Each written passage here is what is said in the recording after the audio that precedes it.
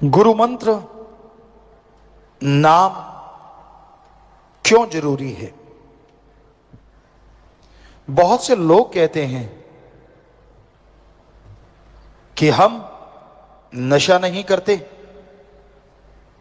परिवार वाले सुख सुविधा से रह रहे हैं, रहने को खाने को अच्छा घर परिवार बच्चे हैं, तो हम क्यों गुरु मंत्र लें? आखिर ऐसा क्या है? गुरु मंत्र को नाम कहें या कलमा, मेथड ऑफ मेडिटेशन कहें, बात एक ही है।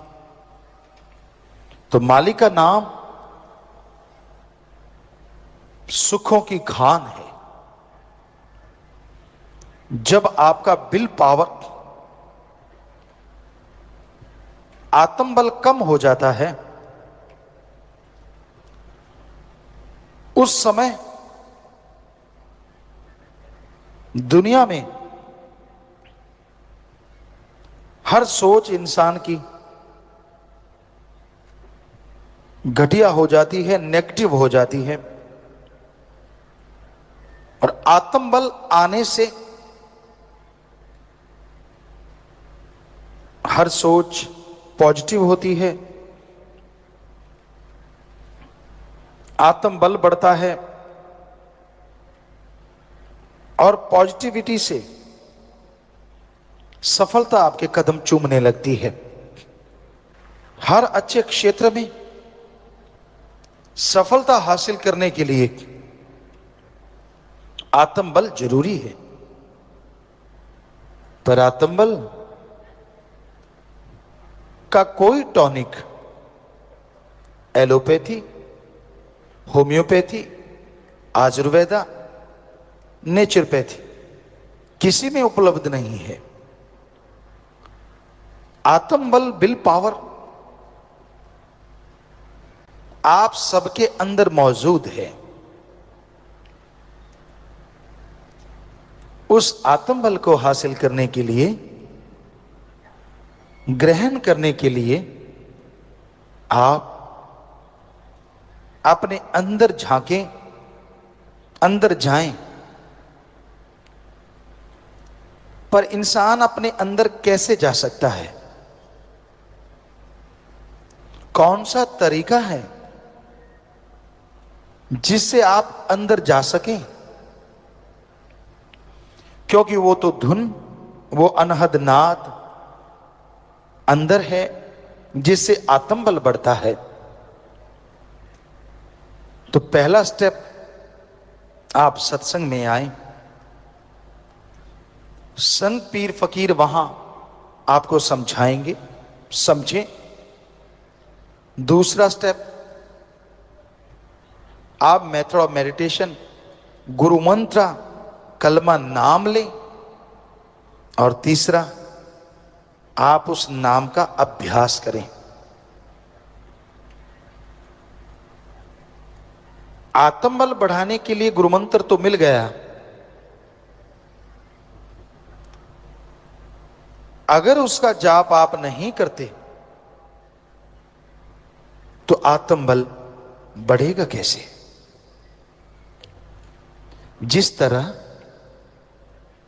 आपके सामने घी, दूध, मक्खन, बादाम सब कुछ रखा हुआ है, सिर्फ माथा टेकने से, सिर्फ उनको सजदा करने से उनकी पावर आपकी बॉडी के अंदर नहीं आती, स्वाद आपको नहीं मिलता।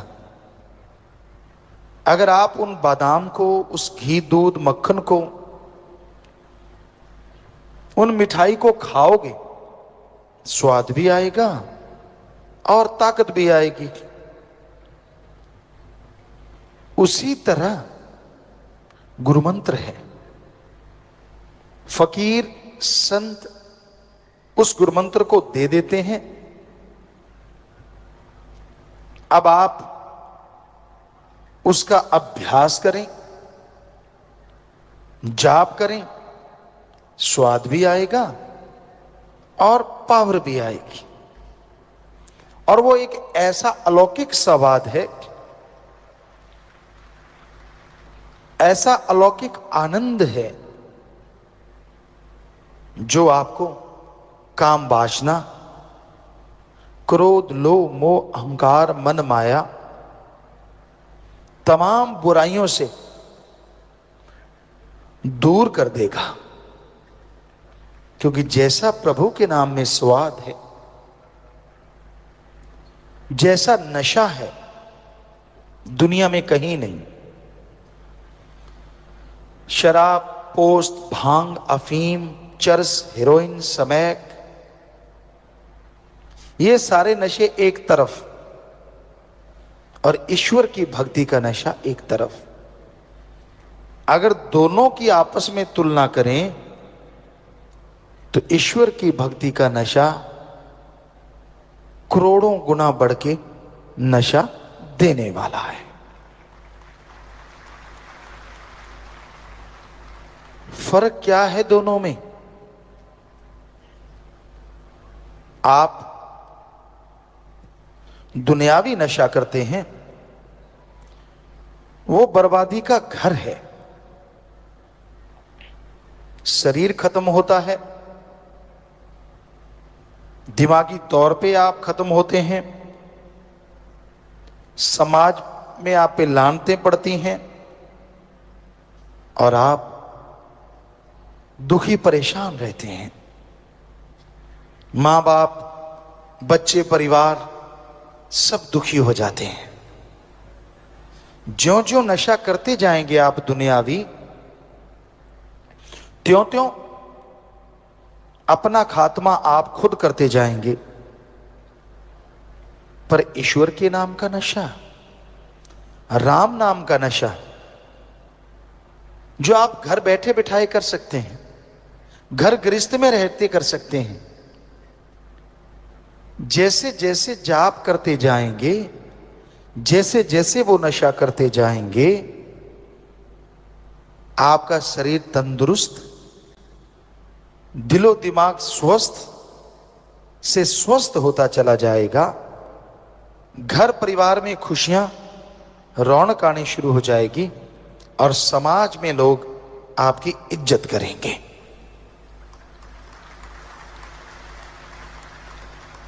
और ईश्वर का नशा लेने के लिए कुछ भी खर्च करने की जरूरत नहीं।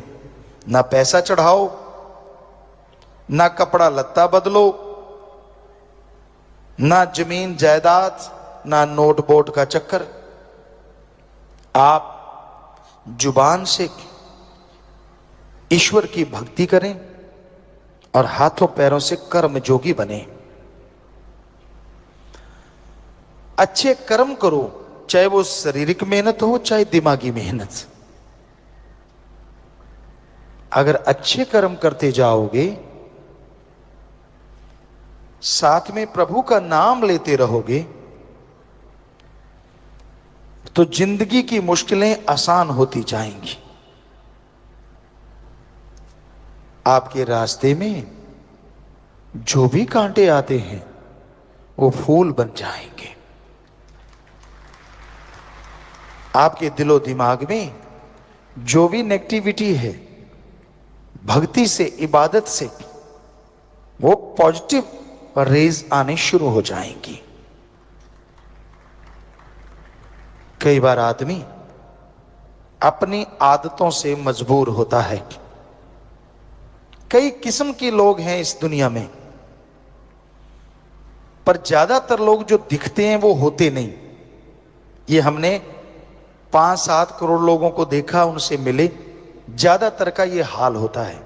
जो बोलते हैं वो होते नहीं और जो होते हैं वो बोलते नहीं। सारे एक जैसे नहीं होते। अच्छे लोग भी हैं, भले लोग भी हैं, जो नेकी भलाई करते हैं और नेकी भलाई को दुनिया तक लेके जाते हैं। पर कुछ ऐसे गिरी सोच के लोग होते हैं जो अच्छाई में त्रेड़ ढूंढते हैं।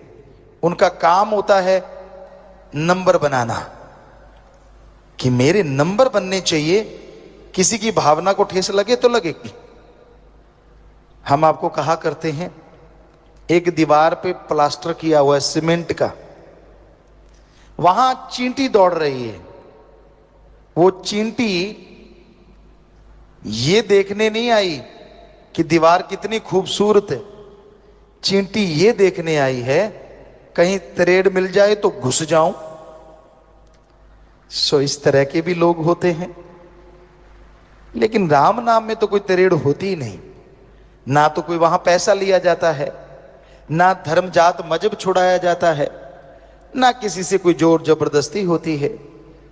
आप जिस मर्जी धर्म में रहें, जो मर्जी पहनावा पहने, आप धर्म मजहब में रहते हुए ईश्वर की भक्ति कर सकते हैं। आप धर्म मजहब में रहते हुए जो मर्जी पहनावा पहने, जिस मर्जी धर्म को माने, भगवान को इन चीजों से कोई लेना देना नहीं। भगवान को लेना देना है कि आप अपनी आत्मा के लिए कितनी भक्ति करते हैं, उस मालिक को याद करते हैं, और कितनी परहित परमार्थ सेवा करते हैं। अगर आप भक्ति करते हैं, परहित परमार्थ सेवा करते हैं, तो यकीनन वो मालिक आपको खुशियों से लबरेज करेंगे ही करेंगे। अगर आप दिखावा करते हैं, सिर्फ ये सोचते हैं कि मेरे हाथ जोड़ने से या सिर झुकाने से वो मिल जाएगा, तो ये आप अपने आप को धोखा दे रहे हैं। प्रभु किसी दिखावे में नहीं आता। उसको अगर पाना है तो अंतःकरण को साफ कीजिए, अपने दिमाग से कचरा निकाल डालिए। क्योंकि जब तक आप भक्ति नहीं करते, आपके दिमाग का शीशा साफ नहीं होता। क्या आपने ये सुना है बिना पढ़ने की डिग्रियां हासिल हो गई? हो सकता है ऐसा होता हो, पर क्या आपने सुना है धरती में बीज डाला ही नहीं और फसल खड़ी हो गई? क्या आपने सुना है डॉक्टर ने ऑपरेशन किया ही नहीं और आपका ऑपरेशन हो गया? हो सकता है भक्ति वालों के साथ ऐसा होता हो, पर वैसे ऐसा संभव नहीं है। आप डिग्री डिप्लोमा हासिल करते हैं, जिंदगी के 20-25 साल लगाते हैं, और अगर प्रभु को देखना है, उसकी भक्ति को जानना है, तो जिंदगी के 20-25 महीने ही भगवान की तरफ लगा के देखो, तो आप रिजल्ट बता सकते हैं भगवान है कि नहीं है। चंद किताबें पढ़ लेने से, थोड़ी डिग्रियां हासिल कर लेने से ये कह दो भगवान नहीं है, तो इससे मूर्खता नहीं कहेंगे तो और क्या कहेंगे? क्योंकि अगर छोटी सी डिग्री के लिए, मास्टरेट की डिग्री, पीएचडी की डिग्री, कोई भी आप डिग्री लेते हैं, उसके लिए जिंदगी के 20-25 साल लगाते हैं। भगवान के सर्च के लिए आपने एक दिन नहीं लगाया और बैठे बैठे कह दिया भगवान नहीं होता, तो ये तो आप खुद पढ़े लिखे हैं, क्या कहेंगे लोग आपको? पहले सर्च करो, गुरु मंत्र, मेथड ऑफ मेडिटेशन लो, फिर उसका अभ्यास करो। जैसे टीचर कहता है ऐसे पढ़ो बेटा, ऐसे पढ़ो, आप फॉलो करते हैं तो मेरिट होल्डर हो जाते हैं, चलो जैसे तैसे पास भी होते हैं। उसी तरह आपको गुरु मंत्र लेना होगा, फिर उसका अभ्यास करना होगा, घंटा सुबह शाम। फिर रिजल्ट ना आए तो बताइए। रिजल्ट आता है, 100% आता है, पर भक्ति करने से, इबादत करने से। मालिक का प्यार, उसकी मोहब्बत वही जानता है जो उसके प्यार मोहब्बत के लिए तड़फता है। जो व्याकुल है उसे पाने को, वो भी चला आता है उसे बेइंतहा खुशियां लौटाने को।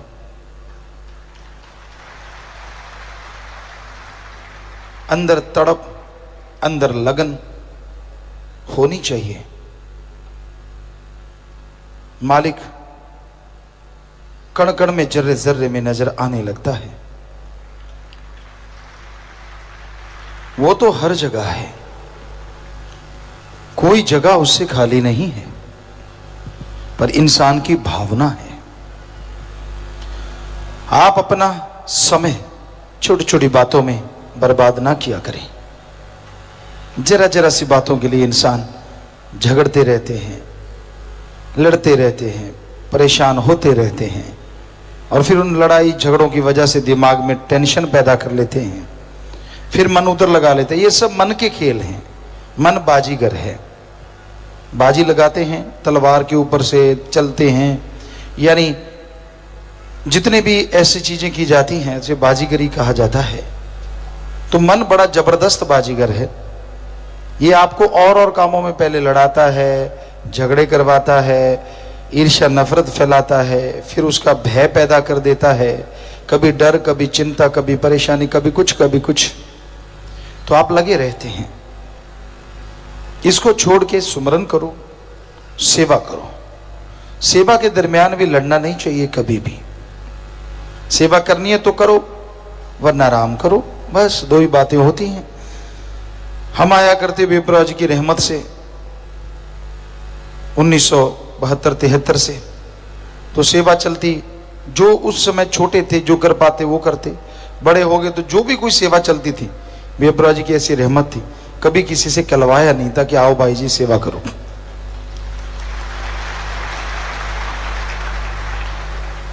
कई बार हमने देखा यहां खेत है, नर्सरी है, वहां साइड में एक जगह खेत होता था। तो हम आते कई बार और सेवादार खड़े होते बेचारे सतरमचारी, लंगर लिए, कुछ सेवादार, काफी सारा लंगर होता। हमने कहा खेत देके आना है ना? कहते हाँ। हमने कहा गाड़ी लेके आ जाओ। तो उनको बिठाते, वहां लंगर देके आते। कितनी देर लगेगी? लंगर खिलाने लगते उतनी देर में कोशिश करते कि हम भी थोड़ी गेहूं काट ही दें, जितनी सेवा कर सकते हैं। ये कह के करवाई तो बड़ी करवाई। पंजाबी में एक कहावत है, शिकारी को अगर लगे लगे करके लगाया तो क्या लगाया। कईयों को पता नहीं होता क्या है, आजकल के बच्चों को शायद बिल्कुल पता नहीं। शिकारी कुत्ते होते हैं, शिकारी उसको साथ रखते हैं। कोई भी शिकार निकलता है, क्योंकि उनका काम ही, पेशा ऐसा होता है। खरगोश निकला, तितर उड़ गया, कुछ उड़ गया, तो उनको कह के लगाया लग जा पीछे, तो क्या लगाया। शिकारी का काम होता है कि जैसे निकला तो वो उसके पीछे ऑटोमेटिकली लग जाता है। वैसे जो मालिक के आशिक होते हैं, जो उसके शिकारी होते हैं, मालिक को पाना चाहते हैं। शिकारी तो भगवान है, वही शिकार करता है। पर जो उसके आशिक होते हैं वो ये नहीं देखते कि धूप कड़ी है, मेरे कपड़े बढ़िया पहने हैं, या लोग क्या कहेंगे, बड़े घर से हूँ, फलाना दिनकड़। वो ये नहीं देखते। वो देखते हैं अच्छा मालिक का खजाना लूट रहा है और बड़ा मौका मिला यार, लूट लो जितना लूटा जाता है, दैट्स ऑल, बस ऐसी भावना होती है। फिर वो धूल को भी अपने ताज का कोहिनूर बना लेते हैं। हमारा उदाहरण आपके सामने है कि उनका रहमो करम, हम तो धूल हैं, खाक हैं। पर ऐसी भावना पैदा करने से नहीं, करनी पड़ती है। सुमरन, भक्ति, इबादत लगातार करना होता है। और उसके लिए ये नहीं होता कि मैं ऐसे नहीं, मैं वैसे नहीं, मैं ये सेवा नहीं करूंगा, मैं वो नहीं करूंगा, मैं फला नहीं करना। ऐसा कुछ नहीं होता। आप जो कर सकें, तन से कर सकते हो कर लो, धन से कर सकते हो, बीमारों का इलाज करवा दो, भूखे को पानी पिला दो, और प्यासे को पानी पिलाओ, भूखे को खाना खिलाओ, पढ़ने वाले की पढ़ाई के लिए किताबें दे दो। यानी आप धन से कर सकते हो तो करो, तन से कर सकते हो। आपके पास धन दौलत नहीं है तो तन से सेवा कर लो, करो काम धंधा। जो भी सेवा पीर फकीर बताते हैं, सफाई अभियान है, बहुत सारे अभियान चले हुए हैं, तो आप तन की सेवा कर लो। माला माल होना है चाहे किसी भी तरीके से हो लो, मर्जी आपकी। बेपरवाह जी का ऐसा दर है कि आप दरवाजे खुले हैं, जितनी सेवा करोगे लूटते जाओगे। वो कहते हैं बकरी दूध देती है, देती मेंगनी घोल के। भावना से करो। अब दूध में मेंगनी घोल दी तो कौन पिएगा?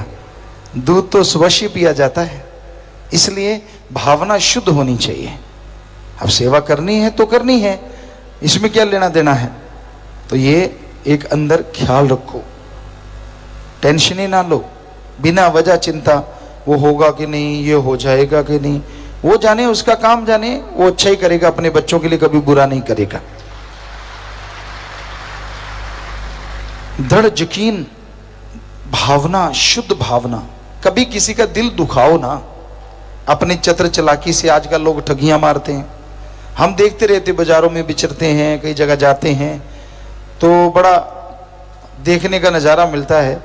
लोग कह देते हैं, बाबा जी, गुरु जी, हम तो एक पैसा नहीं कमाते। उन्होंने कहा, फिर इतने बड़े घर बंगले कैसे बना रखे हैं? अगर आप पैसा ही नहीं कमाते, बेचारे कच्चे हो जाते, लानत आती कि हमने क्या बोल दिया। और कमाते कितना कहें, ये वो इतना थोड़ा सा ही कमाते हैं बेचारे, 500-700% लेते हैं, थोड़ा बहुत नहीं लेते। वो इतना बड़ा बड़ा मार्जिन होता है उनका। ठगियां मारना भी उनके लिए रिश्ते नाते का कोई मायने नहीं होते। तो ऐसा हमने अपनी आंखों से देखा है। फिर टेंशनें, फिर परेशानियां, फिर दुख, फिर मुसीबतें इंसान को घेर के रखती हैं और इंसान दुखी होता रहता है। तो सुमरन करो, do the method of meditation continue. तब आप बहुत ही शांति महसूस करोगे, खुशियां हासिल करोगे। क्योंकि रूहानियत में चलना नाज नखरे का काम नहीं है, ना ही दुकानदार वाला सौदेबाजी है कि तू इतना कर दे। क्योंकि गांव में तो, शहरों में सौदेबाजी चलती है। भगवान 10 लाख का फायदा करेगा तो 125, 20 का करेगा तो 525 का प्रसाद दूंगा। शर्म नहीं आती? तेरे को जो तेरे को 10 लाख देगा, वो 525 का प्रसाद नहीं खा सकता? नहीं जी, इतने दिन में मेरा ये काम कर देना तो तू पूरा, वरना अधूरा। अपने ही मेथड हैं सबके, अपने अपने तरीके हैं। लानत आनी चाहिए अपने आप पे। भगवान तो 100% पूरा था, है और अल्लाह राम वाहिगुरु रहेगा। तो अपना सोच खुद का, तू अधूरा इसलिए तुझे कुछ नहीं मिलता। तू पूरा हो तो वो तो पूरा है, था और रहेगा, वो कमी नहीं छोड़ता।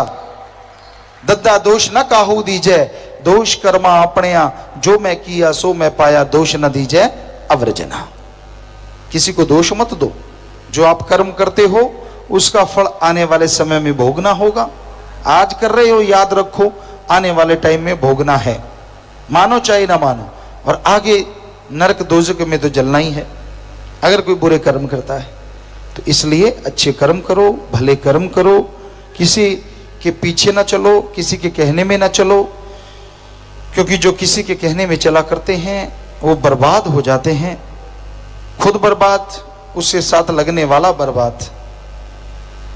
पंजाबी में एक कहावत है, लाई लग ना होवे कर वाला चंद्रा गवांड ना होवे। ये वैसे ही कहा गया है, लेकिन ये 100% सच है। जो आदमी लाई लग किसी के कहने में आ जाते हैं ना, वो जिंदगी में कभी सफल नहीं होते। हमसे लिख के गारंटी ले लो। एक ने कह दिया ऐसे, थोड़ी देर बाद दूसरे ने कह दिया वैसे, कभी ऐसे करता है कभी वैसे करता है, यूं ही जिंदगी गुजर जाती है भटकते हुए, हासिल कुछ भी नहीं होता। और पड़ोसी बुरा ना हो, यानी जिसके साथ आपका उठना बैठना हो, अगर वो बुरा है तो आपको चैन से जीने नहीं देगा। तो ये हकीकत बुजुर्गों ने कहावतें बनाई हैं, वो सच हैं, उसमें कोई दो राय नहीं। तो भाई एक सत्संगी सुमन करे, मालिक से मालिक को मांगता रहे, ना उसे अंदर कमी रहेगी ना बाहर। मालिक की खुशियां मिलेंगी और कण कण में, जर्रे जर्रे में होगा दर्श दीदार। ईश्वर का नाम इंसान को वो निगाह बख्शता है, वो ख्याल देता है, जिसके द्वारा उसके तमाम गम, दुख, दर्द, चिंता, भय सब दूर हो जाता है। ईश्वर का नाम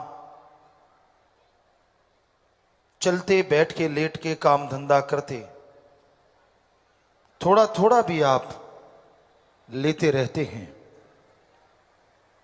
तो आपके पूरे जीवन का, सुखों का ये आधार बन जाता है।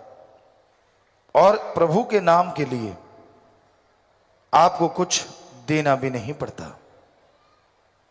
आप सच्ची भावना से, सच्ची तड़प से मालिक का नाम लेते हैं तो अंत्यकरण में तमाम खुशियां आ जाती हैं। इंसान के गम, दुख, दर्द, भय, चिंता दूर हो जाती है। जीते जी इन सब चीजों से मोक्ष मिलता है और मरणोपरांत आवागमन से मोक्ष मिलता है। इसलिए कितना आसान कार्य है। घर नहीं छोड़ना, परिवार नहीं छोड़ना, काम धंधा नहीं छोड़ना, कपड़ा लत्ता नहीं बदलना, जैसा पहनते हैं पहनते रहिए। अच्छे कर्म कीजिए, शारीरिक मेहनत कीजिए, दिमागी मेहनत कीजिए। जो भी आप मेहनत करेंगे, अच्छे कर्म करेंगे, यकीनन प्रभु के नाम से उसमें बरकतें बढ़ती जाएंगी, खुशियां बढ़ती जाएंगी। किसी का हक मार के कभी ना खाओ। दीन दुखी तड़फते हुए कि अगर कोई मरहम बन जाता है, वो मालिक को अति प्यारा होता है। दूसरों के दुख दर्द को समझ के उसमें शामिल होना, किसी को तड़फता देख के उसके दुख दर्द को बंटाना, किसी को परेशान देख के उसकी परेशानी के लिए उससे बातें करना, दूर करने की कोशिश करना, यही सच्ची इंसानियत है और यही मालिक का असली प्यार है। हमारे हिंदू धर्म में कहा जाता है नर सेवा नारायण सेवा, कि आप, और यही बात एक सूफी सेंट भी कहते हैं, एक दिल खस्ता रखें बाहू ले 100 वरियां थी इबादत हूं, कि एक दिल को खुश कर लेना 100 साल की बंदगी के बराबर है। तो सभी धर्मों में ये बात आती है कि किसी को परेशान देख के, दुखी देख के उसमें अगर आप शामिल हो जाते हैं, डॉक्टर से इलाज करवा दिया, बातों से दुख दर्द, अगर आपकी सिर्फ बातों से दुख दर्द दूर होता है तो क्यों नहीं आप चंद बातें उससे कर लेते। अपनी ईगो छोड़ के, अपना अहंकार छोड़ के जब आप किसी के हमदर्द बन जाते हैं तो मालिक बेइंतहा आप पे खुश होता है और आपको अंदर बाहर खुशियों से नवाज देता है। पर किसी को तड़फता देख के जो ठहाके लगाते हैं, किसी को दुखी परेशान देख के जो खुश होते हैं, वो शैतानों के दर्जे में आ जाते हैं। तो इंसानियत इसी का नाम है कि आप सबका भला करें, अपने दिलो दिमाग को प्रभु के ध्यान में लगाएं। इधर उधर जो आपके दिमाग में कचरा चलता है, राम नाम से उसे साफ करें। सत्संग में जब आके बैठते हो तो दीनता नम्रता से बैठा करो, अपने ध्यान को भगवान की तरफ लगाया करो। जो अपने ध्यान को ईश्वर की भक्ति में लगाते हैं, उसकी याद में लगाते हैं, मालिक उनके घरों में, उसके शरीर में तंदुरुस्ती और खुशियां भर देते हैं। और जो अपने मन के हाथों मजबूर हो कि इधर उधर ये वो, उनका दिमाग हमेशा गलत सोचता है, तो आने वाला समय भी उनके लिए गलत हो जाया करता है। इसलिए दीनता से, नम्रता से, प्यार मोहब्बत के मार्ग पे बढ़ना अति जरूरी है। रूहानियत, सूफियत एक ऐसा रास्ता है, यहां आदमी जितना डूब जाता है उतना तैर जाता है, और जितना तैरने लगता है उतना डूब जाता है। एक कहावत हमने बनाई, जो झुक गया सो पा गया, जो तन गया सो गवा गया। जितनी दीनता नम्रता आप रखेंगे, उतनी ही खुशियां, जितने मिलनसार आप डाउन टू अर्थ रहेंगे, उतने ही लोगों के दिलो दिमाग में आपकी इमेज अच्छी होगी, मालिक की दरगाह में मान सम्मान होगा, और जीते जी खुशियों से आप लबरेज रहेंगे। जितना अहंकार, जितनी खुदी आप अपने अंदर भरते जाएंगे, अपने आप को मालिक से दूर करते जाएंगे, इंसानियत से दूर करते जाएंगे। तो सत्संगी का, मालिक से प्यार करने वाले का एक ही गहना है, सुमरन करे, दया, दीनता, नम्रता धारण करे, कभी अहंकार ना आने पाए। एकांत में बैठ के सोचो, 5 मिनट, सिर्फ 5 मिनट 24 घंटे में से अपने लिए निकाला करो, और उस 5 मिनट में पहले भगवान की भक्ति करो। फिर देखो कि आप में कितने ऐब हैं, कितने गुनाह हैं, और मालिक की कितनी रहमत है। वो 5 मिनट आपके आई ओपनर बन जाएंगे, आपकी आंखें खोलने के लिए काफी होंगे। वो 5 मिनट आपको बताएंगे कि आपने क्या खोया और क्या पाया। गुरु पीर फकीर कभी किसी का बुरा नहीं करते। कोई भी इंसान, आप जब आते हैं सत्संग में तो आदमी से रिश्ता बनाने नहीं आते। आपका एक ही मकसद होता है, अपने ओम हरि अल्लाह वाहिगुरु राम की भक्ति करना और पीर फकीर से प्यार मोहब्बत बढ़ाना। फिर क्या कारण होता है कि आदमी आदमी की बात सुन के राम नाम से दूर हो जाता है। पीर फकीर तो कभी किसी को बुरा नहीं कहते। क्या आप उन आदमियों की दोस्ती के लिए आए थे? क्या उन आदमियों की दोस्ती के लिए आपने अपना जीवन पूरा का पूरा दांव पे लगाया था? जी नहीं। आप अपना जीवन लगाते हैं ओम सदगुरु अल्लाह राम के लिए। तो फिर एक ही निशाना रखो, दुनिया में कोई कुछ भी क्यों ना कहे, शास्त्र नाम शाह मस्तान जी के वचन, सारी दुनिया एक पासे, मेरा सतगुरु प्यारा एक पासे। फिर दुनिया की क्या मजाल, आदमी की क्या हिम्मत कि आपको चलते हुए रास्ते से हटा दे। आपका मन हावी है। जो यार दोस्त आप बना लेते हैं वो हावी हो जाते हैं, सबके सब मनमते होते हैं। एक पंजाबी में कहावत है, लंडे नु खुंडा 100 को तो टक्कर दे। कहने का मतलब कि जैसे बुरे ख्यालों वाला इंसान होता है, गिरे ख्यालों का, अगर मन ने उसे गिरा दिया तो उसको गिराने वाले 100 किलोमीटर से चल के आते हैं, यार अच्छा वो गिर रहा है हम गिरा दें। तो किसी की परवाह ना किया करो। आप पीर फकीर से सत्संग सुनते हो, पीर फकीर से गुरु मंत्र लेते हो, पीर फकीर से अल्लाह राम से प्यार हासिल करते हो। फिर क्या हिम्मत किसी इंसान की जो आपको इधर उधर की बातें सुना के पीर फकीर से दूर कर दे। लानत आपके सुनने पे और लानत ऐसे बताने वाले पे। कभी तो सोच लिया करो बैठ के कि संतों ने आपको क्या बुरा कहा, क्या गलत बोला, जिससे प्यार पाया, जिससे नाम लिया, जिसका सत्संग सुना। अरे सहजो बाई तो कहती है, अगर भगवान भी आएगा तो मैं उसे बोल दूंगी, अगर दर्शन देने हैं तो मेरे गुरु रूप में आके दे। आदमी तो आदमी की क्या ताकत जो मुझे हटा दे मेरे सतगुरु के रास्ते से। पर बड़ी हैरानी होती है, ऐसे ऐसे योद्धा शूरवीर जो बन जाया करते हैं, बातों से जो पहाड़ उठा लिया करते हैं, जब हकीकत में पहाड़ नहीं छोटा सा कंकर उठाने की बात आती है तो वो कंकर पे फिसल के चारों खाने चित्त हो जाते हैं। बड़ा दर्द होता है कि मालिक से प्यार करने वाला एक इंसान की बातों में आ जाए।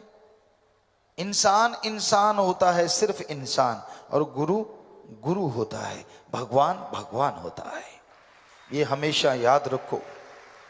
वो इंसान इधर खड़ा है, उधर खड़ा है, ये है वो है, कोई भी हो सकता है, पर वो सिर्फ इंसान है। क्या हमने कभी किसी को दर्जा दिया? क्या हमने किसी को बोला कि ये बहुत बड़ा है, ये रूहानियत में पहुंचा हुआ है? बताइए, आपने कभी सुना हमसे? नहीं सुना। यही सच है, सच था और सच रहेगा कि गुरु पीर फकीर ही रूहानियत का रहनुमा होता है। वो रहनुमा ऐसा होता है जो हमेशा सच्चा राह दिखाता रहता है, दुनिया के बोझ अपने शरीर पे उठाता रहता है और आप सबके लिए मालिक से दुआएं मांगता रहता है। आप गालियां दे लो, बुरा कह लो, तो भी संत पीर फकीर आपका बुरा नहीं करेंगे। अगर कभी थोड़े ऊंचे शब्दों में पीर फकीर कोई बात कह दें, सत्संग में कह दें, आप अकेले जा रहे हैं उसको तब बोल दें, समझ लो आपका पहाड़ जैसा कर्म सिर्फ उनके ऊंचे बोलने से कट गया। क्योंकि संत पीर फकीर गुस्सा नहीं करते, और जब वो करते हैं तो आदमी के पता नहीं कितने भयानक कर्म आने वाले होते हैं जो वो अपने पे लेके खत्म कर दिया करते हैं। कबीर साहब के वचन अगर आपको यकीन नहीं आता, साफ साफ लिखा है, संतों का क्रोध भी दाती होता है, दुनियादारी का प्यार भी घाती होता है। क्या आपने देखा है उबलते हुए पानी से कभी किसी का घर जल गया हो? क्या आपने देखा है उबला हुआ पानी किसी को जलाने के काम आता हो? जी नहीं। उसमें नीम के पत्ते डाल के घाव साफ किए जाते हैं, उससे बहुत सारा फायदा होता है। उबाल के पानी को ठंडा कर लो, उससे बैक्टीरिया वायरस चले जाते हैं, और उसको ठंडा करके पीने से आदमी कई चीजों में निरोग रहता है।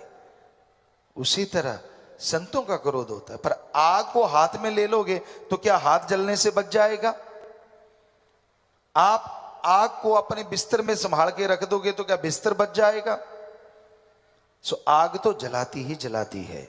सो दुनियादारी में आपसे कोई प्यार करे, हम ये नहीं कहते कि बेगर्ज प्यार करने वाले आपस में नहीं है, होते हैं, पर हम आपको गारंटी देते हैं जो हम महसूस करते हैं। आपका ऊंचा रुतबा है, आप ऑफिसर हैं, तो आपसे हाथ मिलाने वाले बहुत हो जाएंगे। आप कोई नेता हैं, राज पहुंच है, आपसे हाथ मिलाने वाले बहुत हो जाएंगे। आपके घर में अच्छा पैसा है, अच्छी जमीन है, हाथ मिलाने वाले बहुत हो जाएंगे। और आज के कलयुग में आपने अगर काफी गुंडे पाल रखे हैं तो भी लोग आपसे हाथ मिला लेंगे। पर अगर आपके घर में बेटी, बुरा ना मानना, अगर बेटी बहू कोई सुंदर है तो भी पता नहीं कितने हाथ मिलाने वाले आपके पास आ जाएंगे। क्योंकि ये कलयुग है, इसलिए सावधान रहो। कोई पता नहीं कौन कौन सा ख्याल लेके आपसे दोस्ती बना रहा है। अरे लोग तो संतों की बात छोड़िए, भगवान की बात सुना सुना के ठगी मार रहे हैं। कल को कोई आपके पास आता है, कोई हमारी बात सुनाता है, परमपिता शास्त्र नाम जी, श्याम मस्तान जी दाता की बात सुनाता है, बड़ी बड़ाई करता है, वाह वाह वाह वाह, और आप खुश हो जाते हो, सारा घर खोल के रख देते हो, और वो घर लूट के चला जाता है। फिर कहते हो ये क्या हुआ? हम तो आपको हमेशा सावधान करते हैं कि ऐसे लोग दुनिया में जाल साज रचने वाले बहुत घूम रहे हैं, तरह तरह के जाल बिछाते हैं।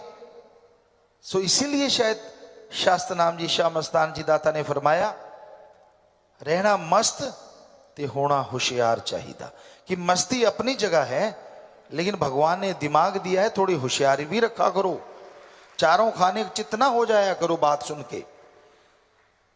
तो हमेशा याद रखिए, कोई आपको आके कहते गुरुजी ने भेजा है, गुरुजी ने ये कहा है, सवाल ही पैदा नहीं होता। वो पाखंडी है, वो ढोंगी है, आपको लूटने आया है। तो ऐसे लोगों से सावधान रहिए। कोई गलत बात करता है, कोई किसी की भी निंदा करता है, हाथ जोड़ दीजिए और उससे किनारा कर लीजिए, झगड़ा ना मत कीजिए। क्या लेना है अपने किसी से? क्योंकि कभी भी किसी की निंदा करने वाले के पास बैठने से हाँ में हाँ मिलाई जाती है और भक्ति कट जाती है। तो इसलिए उस भगवान से प्यार कीजिए, पीर फकीर के बताए रास्ते पे चलिए। आप पीर फकीर के बताए रास्ते पे चलने के लिए आए। आप अगर भक्त बने हैं तो अपने पीर फकीर के वचनों से, आप भक्त बने हैं तो उस पीर फकीर से प्यार हुआ, अल्लाह राम से प्यार हुआ।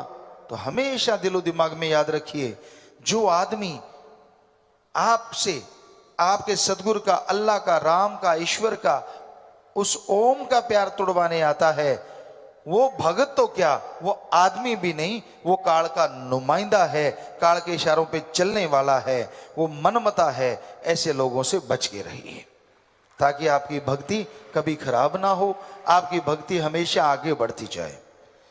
तो नाम के सुमरन से सोझी आती है, नाम के सुमरन से ताकत आती है।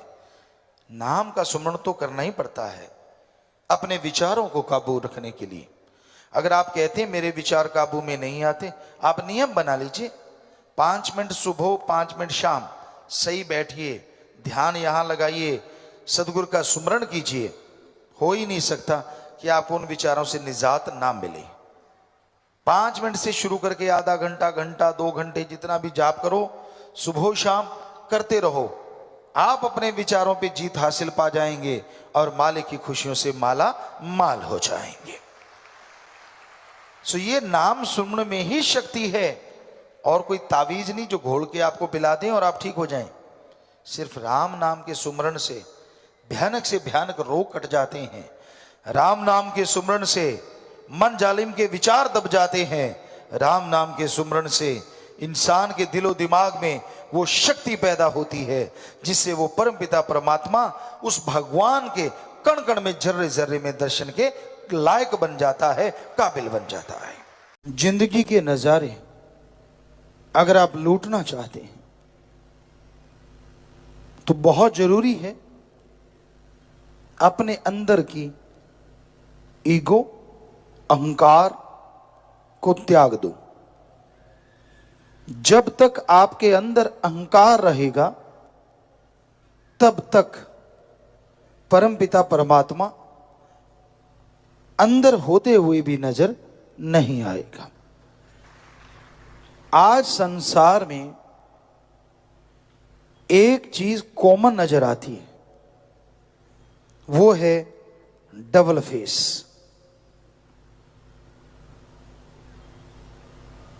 इंसान दिखते कुछ और हैं, होते कुछ और हैं। जैसे कहावत है, हाथी के दांत खाने के और दिखाने के और। आज के दौर में कुछ ऐसा ही इंसानों के साथ है, लोगों के साथ है। यहां लोग दिखते कुछ और हैं, होते कुछ और हैं। सभी नहीं, पर ज्यादा गिनती ऐसे लोगों की है। मालिक के प्यारे भी हैं जो जो दिखते हैं वैसे ही होते हैं, पर उनके अलावा डबल फेस ज्यादा दुनिया में नजर आते हैं। और इसलिए किस पे भरोसा करें, किस पे भरोसा ना करें, आदमी सोचता रहता है। मासूम से चेहरे वाले, जिसे लोग क्यूट कहें या कुछ भी कहें, अंदर कितना गुनाह का आग का समुंदर लिए घूमते हैं ये कोई नहीं जानता। इसलिए आप किसी को देख के ये नहीं कह सकते कि ये इंसान कैसा है। पुराने समय में एक कहावत होती थी, पंजाबी में खास करके बड़ी मशहूर थी, आदमी का पता चलता है बा पे या रा पे। मतलब या तो उसके साथ व्यवहार हो, काफी व्यवहारिक मामले आपके चलते रहें, या फिर आप उसके साथ कोई लंबा रास्ता तय कर रहे हो। पहले लोग पैदल चलते थे तो 4-4, 5-5, 6-6 दिन चलते रहते थे कि भाई ये हो नहीं सकता कि 7 दिन कोई बंदा अपने अंदर डुप्लीकेट ही बना के रखे। वो जरूर जो है वो निकल के आएगा, और अगर व्यवहार पड़ गया उससे तो पता ही चल जाएगा साफ साफ कि ये आदमी है कैसा। इसलिए किसी के चेहरे पे मत जाइए। कौन सही है कौन गलत है ये आप व्यवहार से पता कर सकते हैं। जब इंसान का व्यवहार पड़ता है तो पता चलता है हाँ ये सही है गलत। संत सभी से प्यार करते हैं, चाहे कोई सही है चाहे कोई गलत है, क्योंकि वो समाज में आते ही प्यार मोहब्बत का संदेश देने हैं, प्यार मोहब्बत लुटाने हैं, ताकि इंसान खुशियों के काबिल बन सके। वो कभी किसी का पर्दा नहीं उठाते। प्यार से समझाते रहते हैं, बेटा मान जा, ना कर, मान जा, ना कर। सत्संग में समझाते हैं, जिसके अच्छे भाग्य होते हैं सिमरण करे, सेवा करे, संतों के रूप में आके ईश्वर उन्हें समझाते हैं, रोकते हैं, रुक जा रुक जा रुक जा, तेरे लिए दलदल आने वाली है, तेरे लिए गलत होने वाला है। कई समझ के मान जाते हैं और अपने आप को बदल लेते हैं। वो हमेशा खुशियों से जुड़े रहते हैं। कई ऐसे होते हैं, बागड़ी में कहते को मानो नहीं, कि मैं तो मानूंगा ही नहीं चाहे कुछ हो जाए। संत फिर भी अपनी बात कहने से बाज नहीं आती, वो कहते ही रहेंगे मान जा बेटा। लेकिन उसके अंदर ऐसा होता है, मन जालिम इतना उस पर छाया होता है कि उसको लगता नहीं ये मैं अगर छोड़ दिया तो मेरी जिंदगी खत्म हो जाएगी। और इसलिए उनके मन के पीछे लग के वो नरकों की दलदल में फंसते चले जाते हैं, फंसते चले जाते हैं। बेचैनी, टेंशन, परेशानी उनके पल्ले पड़ जाती है, चेहरे का नूर उड़ जाता है। रंग गोरा चिट्टा हो, नयन नक्श सुंदर हो, ये खूबसूरती नहीं होती। चेहरा दग दग करता हो, नूर उसमें से झलक रहा हो, कोई टेंशन नहीं, कोई परेशानी नहीं, मस्त मौला, खुश, वो सांवला क्यों ना हो, वो सबसे सुंदर लगता है और दिलों को भा जाता है। तो रंग तो भगवान के दिए, काले भी हैं, पीले भी हैं, गोरे भी हैं, गेहुआ भी हैं, पता नहीं कितने तरह के कलर हैं इस दुनिया में। लेकिन जिनके चेहरे बेरुखे हैं, बेरौनके हैं, साफ पता चल जाता है। चेहरे को देखो, रौनक है ही नहीं, पता चल जाता है इतनी टेंशन, इतनी परेशानी, ये गलत काम, वो गलत काम, सारा दिन इसी में खचत। संतों से आप अपने आप को नहीं छुपा सकते। कहावत है, दाई से पेट कैसे छुपाओगे। बच्चा जनना होता है और दाई से पेट कैसे छुपाया जा सकता है। उसी तरह फकीर जो होता है वो सतगुरु अल्लाह वाहिगुरु राम का नुमाइंदा होता है, और वो भगवान जी फकीर को निगाह देते हैं। जब वो निगाह मारते हैं तो पता चल जाता है कौन किस खसलत का मालिक है, कौन सी दुकान किस चीज की बनी हुई है, और दिखावा क्या है, अंदर क्या है। तो इसलिए अपने आप को बदल डालो। अगर उसकी रहमतों को बेहिसाब पाना है, अगर उसके रहमो करम को हासिल करके मालामाल होना है, तो एक कहावत है कि गुरु पीर फकीर जो सच्चा हो, जो खुद कुछ लेता नहीं, कोई इच्छा नहीं रखता, आपके भले के लिए, आपके सुख के लिए हर कर्म करता है। जब ऐसा गुरु मिल जाए तो शिष्य को अंधा बहरा गूंगा बन के चलना होता है। ये नहीं कि बोलो नहीं, ये नहीं कि सुनो नहीं, ये नहीं कि देखो नहीं। जो गुरु दिखाए वो देखो, गुरु कहे वो कहो, और गुरु जो सुनाए वो सुन के उस पे चलते जाओ। हम आपको लिख के गारंटी देते हैं, अरे 10वां द्वार तो क्या, नूरी सुवरू यूं आपके सामने खड़ा हो जाएगा। वचन मानने नहीं, अमल करना नहीं, दोष अपने को नहीं देना, गुरु पीर फकीर को, अल्लाह वाहिगुरु राम को, तो और बेड़ी में बटे, और बेड़ी में बटे। तो इसलिए फकीर कभी नहीं कहते कि आप कोई बुरा कर्म करें, फकीर कभी नहीं चाहते किसी का बुरा हो। आप गलत कर्म करते हैं, आप बुरे कर्म करते हैं, आप गिरते हैं बार बार मन के कहने से, पर संत एक ऐसे होते हैं फिर भी आपके लिए मालिक से दुआएं करते रहते हैं। हे ईश्वर, ये तेरे नादान हैं, मूर्ख हैं, नहीं समझते, पर तू तो दया का सागर है, दया करता रहे, रहमत करता रहे। बस आगे मालिक जाने और आप जाने। फकीरों का काम, अगर वो माँ बाप बनते हैं दोनों जहान के, तो दोनों जहान में उनकी संभाल करना भी फकीर का फर्ज बन जाता है। इसलिए वो अपने बच्चों को कभी भी बद्दुआ नहीं देते, किसी को भी नहीं देते, सबका भला करते ही नहीं, भला सोचते रहते हैं। आप क्या सोचते हो वो आप मर्जी के मालिक, और संत जो सोचते हैं वो यही होता है कि मालिक सबका भला करे। गलत कर्म करने से आपको रोके, बुरे विचारों से आपके दिलो दिमाग को साफ करे, आपको हिम्मत दे ताकि आप नेकी पे, भलाई पे चलते हुए तमाम खुशियां हासिल करें जिसके आप हकदार हैं, और वो खुशियां भी आपको मिलें जिसके अभी आप हकदार नहीं पर बन सकते हैं।